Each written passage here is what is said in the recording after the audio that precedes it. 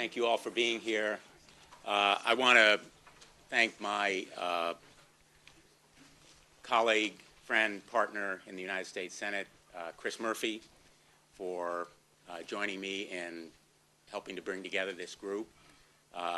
We have here really a veritable who's who of the environmental action movement and political organization, and thank you especially to our labor friends who are here today. We should be here celebrating, in any event, the confirmation of Gina McCarthy as Commissioner of EPA.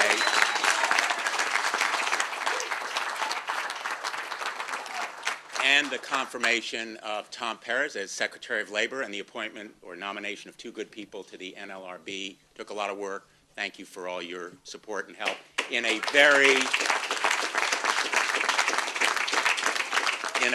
very bipartisan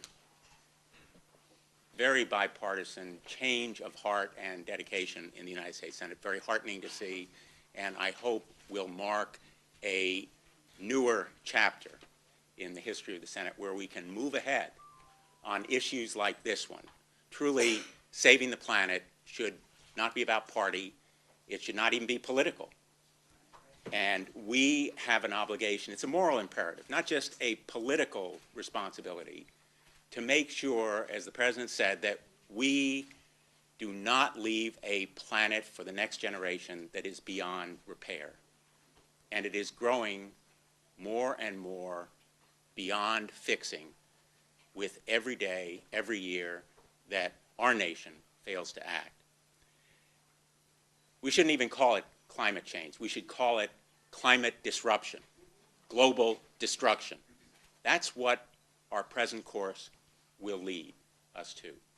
And the action that Connecticut has come together to help lead, and we've always been at the forefront of environmental protection, is truly, I believe, going to inspire the nation. In fact, Connecticut has been a leader in showing that the myth of economic growth being in conflict with environmental protection is truly a myth. In fact, the two go together. Environmental protection, reducing carbon emissions and air pollution, actually leads to innovation, which leads to economic growth, which fosters and promotes job creation. And the President recognized that in the very, very strong principles that he articulated, the goal of reducing carbon emissions by 3 billion metric tons, half of what's produced now in carbon pollution by 2020. In his science-based call for more investment in renewables, better fuel efficiency standards, better efficiency standards for all kinds of appliances and building, those kinds of measures will lead to investments that create economic growth and jobs and lead to an America that truly remains the greatest nation in the history of the world. So the partners we have here today are believers in an innovation economy that creates jobs and economic progress and saves the planet from the current carbon pollution that will in turn doom us to climate disruption. Let me just say, in concluding this part of the program, I look forward to working with Gina McCarthy, who I think will really be an environmental protector for all seasons, for all states, for all times. She knows air pollution. She knows how critical it is that we reduce carbon emissions. I have worked with her, in fact, been her lawyer. She's been my client. We settled cases involving air pollution.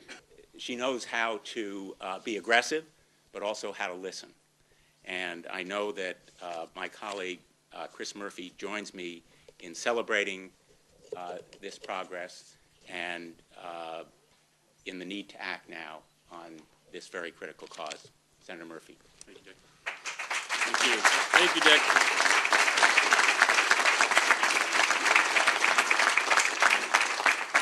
Here's one thing I know, that if you're going to be in court with Dick Blumenthal, you are much better off being his client. What a crowd. This is really fantastic to get this many people inside. Air conditioning probably has something to do with this, but at some level a very appropriate day to be talking about the issue of climate action. I'm thrilled to be here. I owe my public service in part to the movement represented by dozens of people here today. I was a teenager going down to the Connecticut River, helping with some friends to clean up the refuse that polluted that river day after day from boaters and people there on recreation, and thought to myself that I could continue to come down and clean up that river, or I could try to figure out why it was being polluted in the first place. I could go to my town hall and figure out why we were electing people that allowed people to pollute the river, and I started paying attention to who was running for local office that cared about the environment in the same way that I did. And all of a sudden, one thing led to another, and you're in the middle of public action. And that's why you're here today, because this is one of those issues in which everybody can do their own part. And we should never, ever minimalize the impact that each one of us can have on climate change and on global warming. But the biggest bang for our buck is when we all decide to do it together. And that's why we're here to celebrate the President's actions. I was heartened to sit on the podium at his State of the Union speech right next to Senator Blumenthal and hear him in his historic State of the Union speech tell the world that global warming, climate change was a national security imperative for the country. And I was even more thrilled to hear the President announce his plan, centered around executive action, in particular working with our new Administrator, Gina McCarthy, to crack down on some of the dirtiest power plants currently operating across this country, as well as making sure to have tough new permits on new plants. But listen, the President can only do so much. We're here today to thank President Obama for what he did, but to tell the United States House and the United States Senate that inaction is not an option, that we cannot solve this crisis with President Obama alone. And Congress needs to step up to the plate, cast aside the science deniers, and do something about climate change today. That's what we're here to say.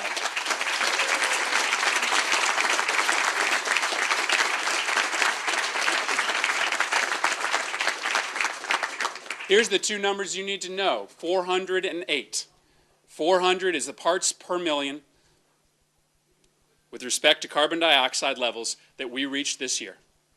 That is not the highest level in 3 years. It's not the highest level in 30 years. It's not the highest level in 300 years, in 300,000 years. That is the highest level of carbon dioxide in our atmosphere in 3 million years. And the rate of acceleration is through the roof. There is no explanation other than man-made activities leading to this rapid increase in carbon dioxide levels, and to that next number, 8, rapid levels in global temperature change. I've got a 1-year-old and a 4-year-old at home. I hope that they get to see the end of this century. At the end of this century, it's estimated the globe is going to be 6 to 8 degrees warmer than it is today if we do nothing. Now, that's a different planet for my kids. New Haven doesn't exist. Bridgeport doesn't exist. New York City doesn't exist if we do nothing. And so our imperative is today, right now, not to wait another second. And I'll just say this. I've been a long supporter of a cap and trade bill in Congress that would cap the amount of carbon that this country emits. We are 5% of the world's population and 25% of the world's pollution. That can't sustain. But people say that it'll hurt our economy. Well, we have all the proof that we need right here in Connecticut. With the leadership of people in this room and the leadership of Gina McCarthy, we passed a modest cap and trade proposal here in Connecticut with our other partners that will reduce carbon emissions from New England states by 10% over the next several years, and has already saved consumers $1 billion. That's a really good deal. Less pollution in the atmosphere, savings for consumers, and that's the prospect ahead of us as well. So I'm just thrilled to be here with so many great partners. The real experts are the ones who will speak after us. I want to say that climate change promises to be the greatest disruptor of global security in the 21st century. Already we see signs of instability in places as far as Mali to Turkey and Syria, water wars between Egypt and Ethiopia. Why does that matter to us? I think you can look at the headlines any day that the shifts in population by the hundreds of thousands and millions already are happening because of climate change. And we don't want American troops to have to go and secure areas where there's extreme violence and breeding grounds of extremism. So this is our fight. It's not just about the climate, it's about human security all across the planet. So the stakes are incredibly high. I'm here for another reason, and that's to say that climate change is here, and it is costing Connecticut's families and towns dearly. I'm police commissioner in the town of Stonington. I can tell you it has cost our police department tens of thousands of dollars in overtime to deal with Sandy, Irene, and the snowstorm just this past January. And that comes right out of our local budget. That's local people having to deal with the effects of climate change. I can tell you it has cost our local businesses on my street, Water Street in Stonington Borough. Talked to Tom Resendez, as I did today at Tom's News, or Stephanie Houlihan at Water Street Cafe. They went a week without power. Not once, not twice, but 3 times in the last 3 years. And for businesses on the edge, they can't afford that kind of thing. Or talk to the fishermen at our fleet in Stonington Borough. We've lost our breakwater. First, Irene smashed it up, and then Sandy finished it off. And it's going to now cost upwards of $1 to $2 million to fix that breakwater and secure our harbor. These are real costs being paid by working people every day in our towns in Connecticut. So this fight is our fight at the town level and at the state level. And I just want to thank these champions here for working on this in the United States Senate. They couldn't do it without you. And I'm just here to remind you that the stakes could not be higher. I'm a home state Connecticut resident, a Marine infantry veteran, and a member of Operation Free, a nationwide coalition of thousands of veterans who support secure, clean, and independent energy. An aha-oh moment is when we feel happy we finally understand something. But in a flash, we are left feeling more and more concerned about a serious, lasting, and growing problem. Today I will share stories of such moments at the overlap of national security, energy efficiency, and climate change. On my first deployment as a Marine, we sailed aboard a Navy ship from San Diego out to Djibouti, Africa, and back. Along the way, I visited coastal communities, some cities as large as Singapore, and some much smaller communities, as small as a remote island village in East Timor. I then realized how sea levels threaten our friends and allies around the world. Aha! Oh. On my second deployment, my platoon and I served as part of the invasion of Iraq. We saw long, trailing convoys, miles long, carrying fuel, water, and supplies, pushing from ports in Kuwait all the way up to Baghdad. I then realized how much we, Marines, depended on such a vulnerable logistics tether. Aha! Oh. For my third tour, I volunteered to help load container ships in Kuwait. I saw vast deserts, sprawling industrial ports, and a prosperous Kuwaiti capital city. I then really realized how in 1990 Saddam Hussein invaded Kuwait to seize its precious oil resources. If fuel, food, and water become scarce, we may have more international wars, more civil wars, all over resources. For my fourth tour, I volunteered to help advise Iraqi security forces in and around the city of Fallujah. I then saw how fuel scarcity caused us to spend time refueling and less time on patrol. I also saw black markets for fuel and wondered how much they supported and funded the insurgency. I then realized how that without much more efficient technologies, it is much harder for us to help the people we care about and the ones that we want to help. Between deployments, I volunteered a week to help post-Katrina recovery efforts in New Orleans. I saw how a glorious American city had been turned into a a ghostly shell of itself. It had no civilians after the evacuation. All that were driving around were police and military vehicles. This is not just about events far and away overseas. Climate change endangers us here in America. We here today, we here in Connecticut, and we as Americans should say, okay. It is time we take action. We should support President Obama, Senator Blumenthal, Senator Murphy, as they wrestle with policies to combat climate change. This can't wait. Thank you very much. I'm the president of the State Council of Machinists. I'm honored to be here among such distinguished advocates for climate action.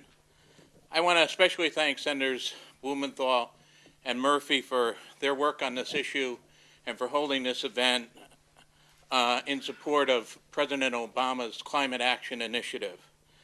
The first thing I'd like to say, not on behalf of labor, but as a parent and a grandparent and a resident of Earth, I guess, that I believe that climate change is the most important issue for all of us for the rest of our lives.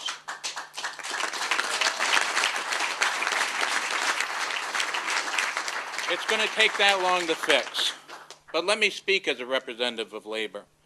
Working families are on the front lines of the consequences of climate change. We don't have the resources to insulate ourselves or isolate ourselves from the harshness of this emerging crisis. When a working family in East Hartford goes without power for a week due to a freak snowstorm, they're not going to a hotel, no matter how cold it is. When a retiree in Milford faces a crushing heat wave like the one we're having now, they can't afford to turn on the air conditioner every day. And when our economy is disrupted by superstorms and infrastructure damage, the layoffs, the lack of growth, the soaring energy prices that follow hit workers the hardest. The good news is that addressing climate change can mean growth and revitalization of our economy here in the U.S. and right here in Connecticut. Renewable energy means new technology, and that ought to be produced here. We're seeing the growth, for instance, of Connecticut's fuel cell industry, and there's potential for thousands of jobs in that industry as climate action takes effect. We need to tackle energy efficiency and energy conservation. And those fields translate into jobs here as well, for the building trades, for displaced workers, and for young people who might otherwise have to leave Connecticut to search for employment elsewhere. As we take on this issue of climate change, not only are we engaging in a critical, essential battle for our future, we open up opportunities that can revive our state and national economy. In the end, this is all about what kind of world our kids will inherit from us. Working families have always been ready to sacrifice for the next generation and to take up whatever challenge that entails. But to set that in motion, you need an agenda for change and the leadership to move us into the future.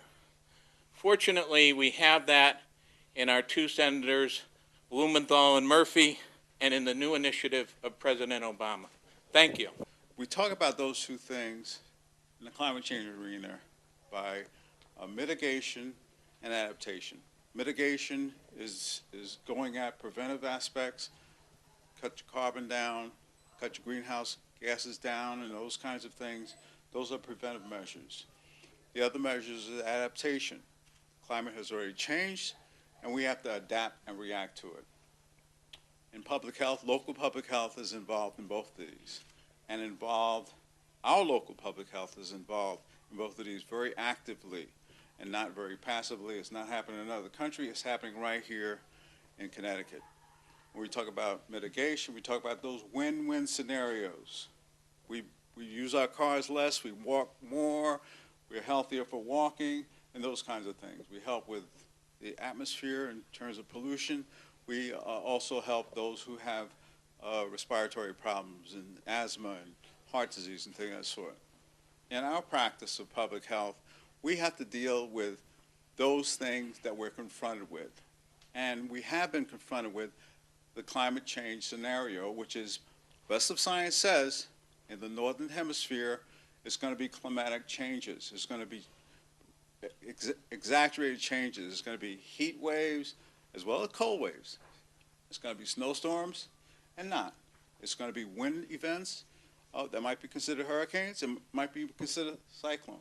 There are going to be other events like forest fires and the like.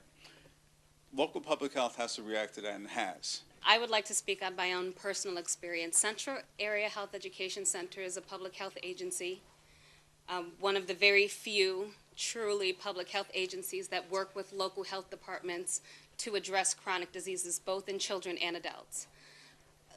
Extreme weather conditions can aggravate chronic disease, particularly asthma and cardiovascular disease. And this makes this difficult for our community members because a lot of times they don't have transportation and they don't have support mechanisms to assist them in dealing with these issues that arise. Some of my other job duties are that I go into these family members' homes and I educate them on how to manage their disease, how to take their medication properly, and how to possibly prevent another hospitalization. A lot of what I run into is that sometimes you can do all the right things and you still run into problems from things that you can't control. A really good example would be that my son Jaden has been home with me or at work with me for a whole week because of his asthma. He's in an outdoor camp and he cannot tolerate extreme heat. So he's been in air condition and with his mother the whole time.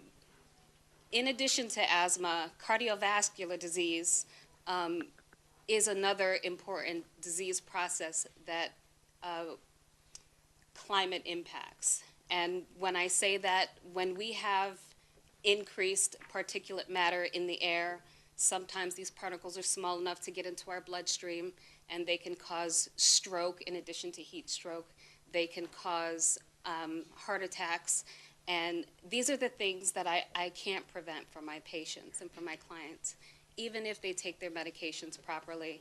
And unfortunately, these are the problems that I can't solve on a public health level, but I'm very happy that there are people on a policy level that have been working on climate change to address these issues so that my patients are healthier and live longer lives.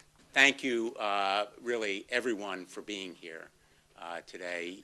Every one of you could have been at this podium. Every one of you has been a leader in your communities, and clearly from the discussion we've had here today, the President is absolutely right when he says there's no single solution. It has to be an all-of-the-above strategy, and it has to involve action now. And that's what the signs say. That's what we're going to do.